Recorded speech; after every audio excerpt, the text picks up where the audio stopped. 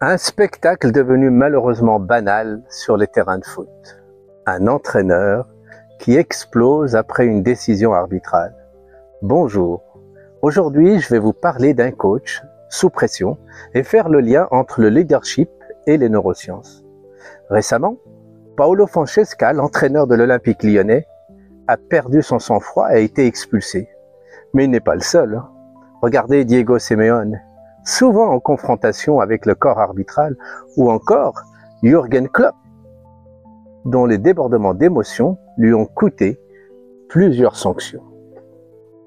Ces scènes se répètent à tous les niveaux du football.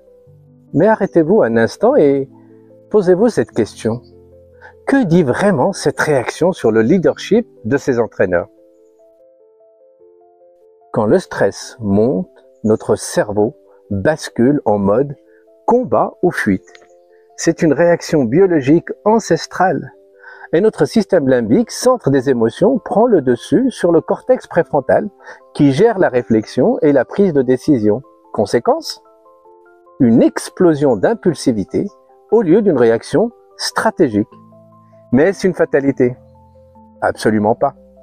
Les plus grands leaders savent que gérer les émotions, c'est gérer son image, son équipe et surtout son influence.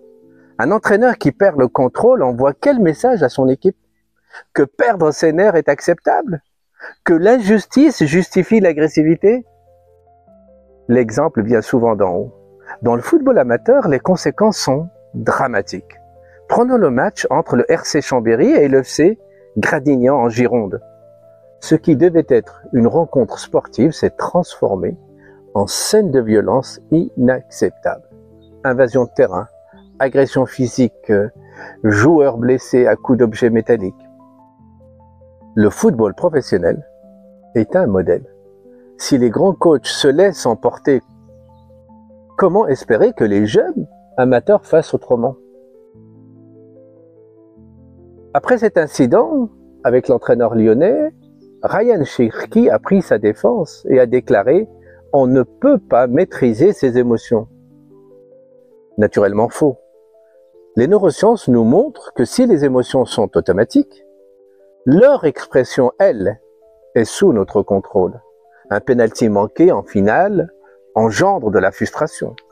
Certains joueurs explosent de colère, tandis que d'autres restent calmes et se reconcentrent.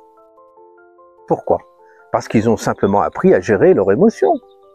Prétendre qu'on ne peut pas les contrôler, c'est une manière de refuser de prendre ses responsabilités. Donc un grand entraîneur ne peut pas être esclave de ses réactions.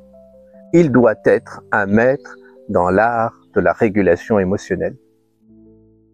Je tiens à préciser que cela n'a rien de personnel avec les entraîneurs cités.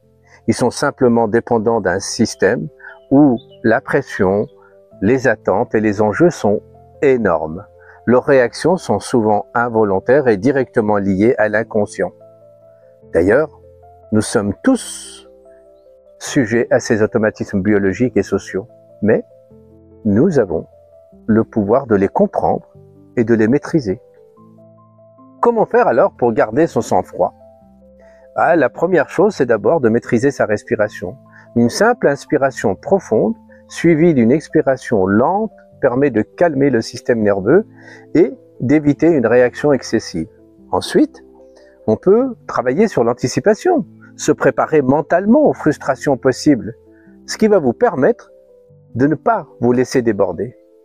Vous pouvez prendre du recul, vous poser la question de savoir si ce comportement va aider l'équipe ou alors simplement satisfaire votre ego. Enfin, vous pouvez vous faire accompagner par un professionnel. L'hypnose, la cohérence cardiaque ou encore plein d'autres outils très puissants, vous pouvez apprendre à canaliser justement ce stress. Alors qu'est-ce qu'un bon coaching? Un bon coaching, ce n'est pas simplement une question de tactique, vous venez de le voir, c'est savoir gérer son stress, ses émotions et son ego pour rester un leader en toutes circonstances. Parce qu'au final, la vraie victoire, c'est celle qu'on construit avec la maîtrise et l'intelligence de jeu. Et vous, la prochaine fois que la pression montera, comment allez-vous réagir?